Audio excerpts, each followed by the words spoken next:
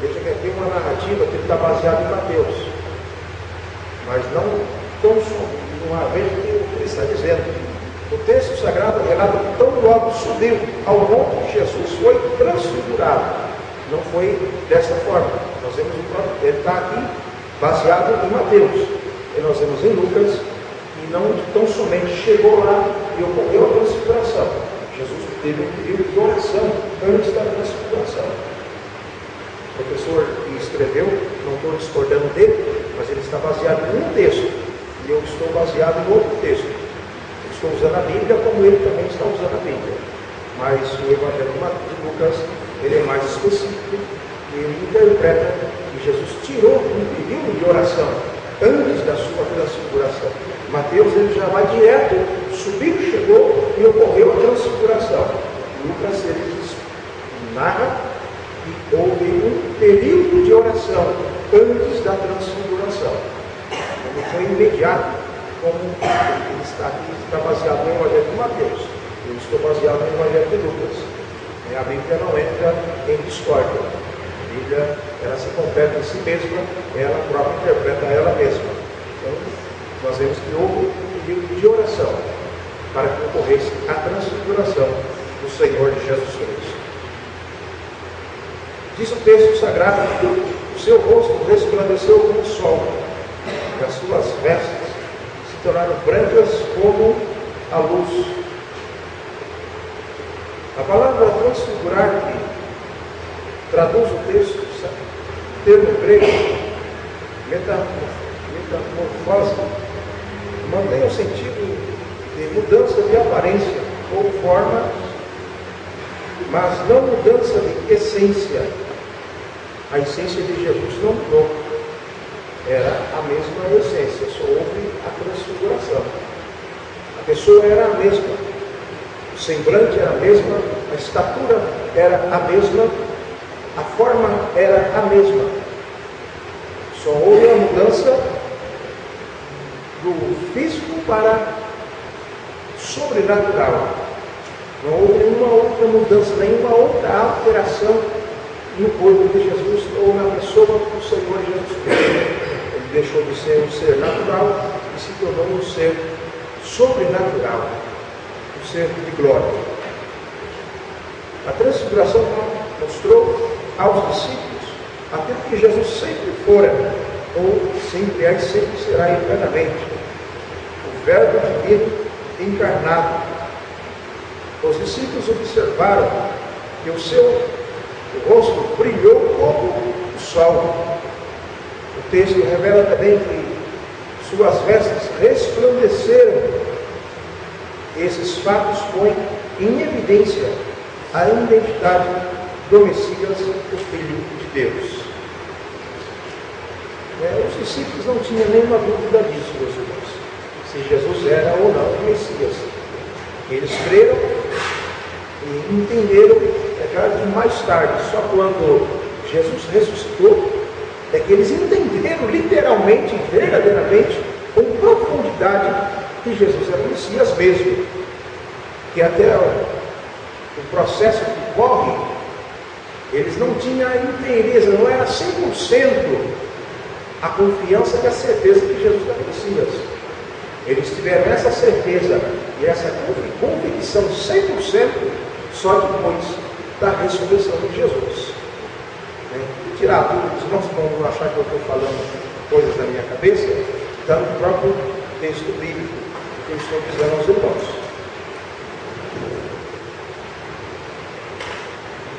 Eu não sei se eu vou encontrar aqui agora para mostrar aos irmãos.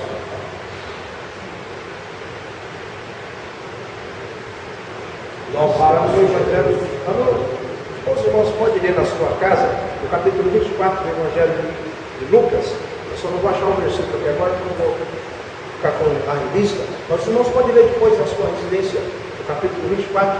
Os irmãos vão ler o próprio Senhor, o próprio texto afirmando que a partir daquele dia os discípulos creram que Jesus era o Messias.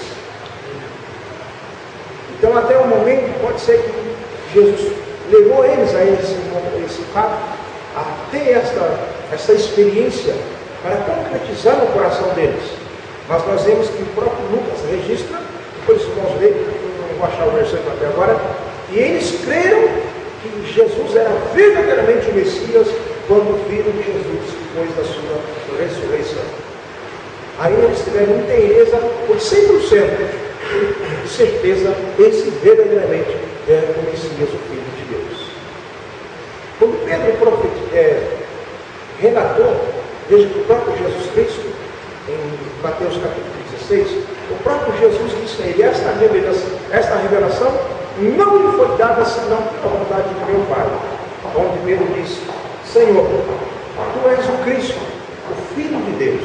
E o próprio Jesus depois disse a ele: esta revelação não veio naturalmente, a não ser por inspiração do meu Pai. Quer dizer, o próprio Deus colocou na mente de Pedro e a boca dele pronunciou que Cristo era o Messias, o Filho de Deus. Então eles não tinham certeza absoluta que Jesus era o Cristo, Jesus era o Messias. Eles só tiveram essa certeza absoluta depois da ressurreição de Jesus. Se alguém tiver a ler e achar o versículo, pode interromper e faça a leitura para nós. Eu sei que alguns irmãos estão procurando. Eu vou ficar com a aula, depois a gente vê esse detalhe. Glória divina. Mateus detalha que durante a transfiguração, uma nuvem luminosa os cobriu.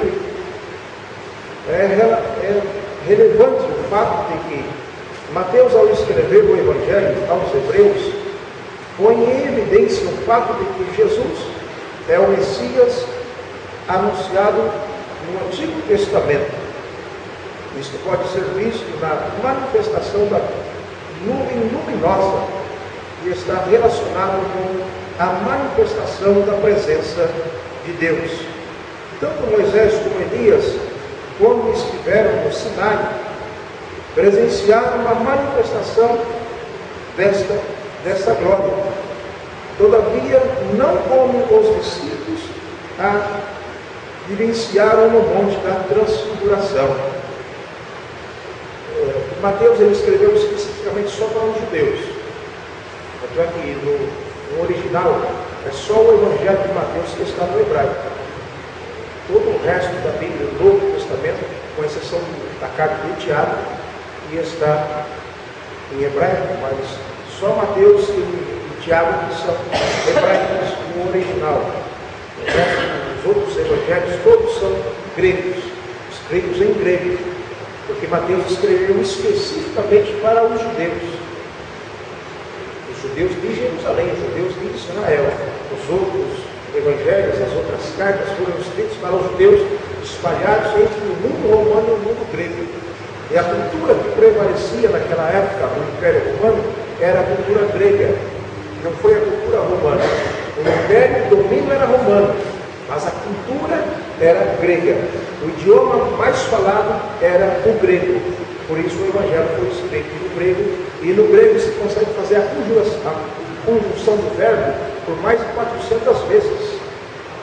Então, o grego é o idioma ou a língua mais fácil de se trabalhar naquela época, né? Hoje, para nós que somos ocidentais, temos uma certa dificuldade de entender, mas naquela época era o idioma mais falado, era o idioma mais fácil que tinha naquela época. Se falava que os romanos falavam latim. E quem usa o latim hoje é somente o Vaticano. O latim é a língua oficial do Vaticano. O Vaticano não fala o italiano. O Vaticano usa o latim, que é um Estado. O Vaticano não tem nada a ver com a Itália. O Vaticano, se não sabia, o Vaticano é um Estado independente do governo italiano. Então, eles usam o latim. E naquela época, o grego era o idioma que mais se falava no mundo romano, por causa que o Império Grego expandiu e a cultura prevaleceu. E Mateus escreveu especificamente para os judeus. Então, por isso que ele dá, é diferente do Evangelho, a narrativa de Lucas com a narrativa de Mateus. Lucas está escrevendo para o mundo grego, e Mateus está escrevendo para o povo judeu. Então, os detalhes, existe essa questão de detalhes, porque um escreveu para um povo e o outro escreveu para o mundo. Lucas escreveu para o mundo e Mateus escreveu somente para Israel, só para o povo judeu. Por isso a questão de detalhes que um tem e o outro não tem. Essa era a definição. Nós vamos ver essas referências, meus irmãos, que está aqui na revista, para a gente ver que realmente aquela nuvem que apareceu era uma nuvem de glória ou a própria glória do Deus Todo-Poderoso. E os irmãos da antiga aliança, como chamam os judeus do Antigo Testamento, a antiga aliança ou aliança, primeira aliança, eles usam a expressão primeira aliança, eles não usam a expressão Antigo Testamento, usam a expressão primeira aliança. Os discípulos contemplaram a glória de Deus como nenhum dos profetas contemplaram. Porque os profetas só viram.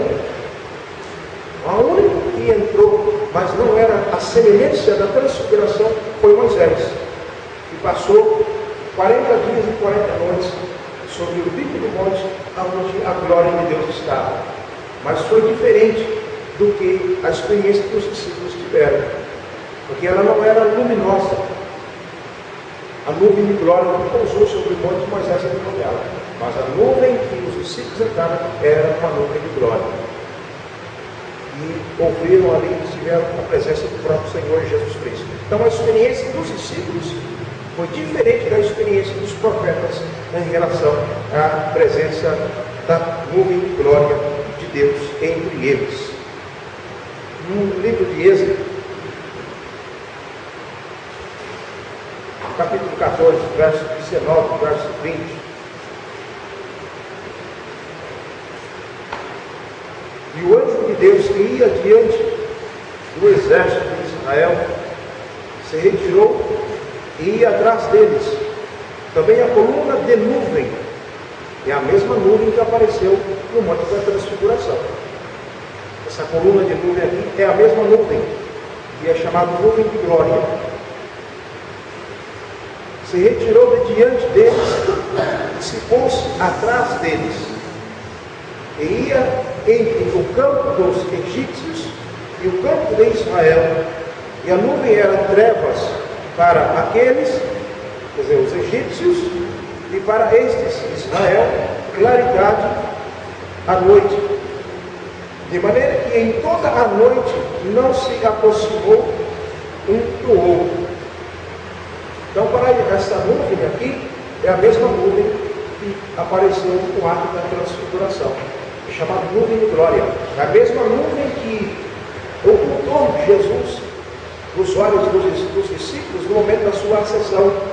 E segundo os teólogos, é a mesma nuvem no momento que Jesus veio, tanto para arrebatar a igreja, quanto na sua vinda, no final da grande tribulação, ou no princípio da segunda fase da grande tribulação, em que Jesus vai descer à terra.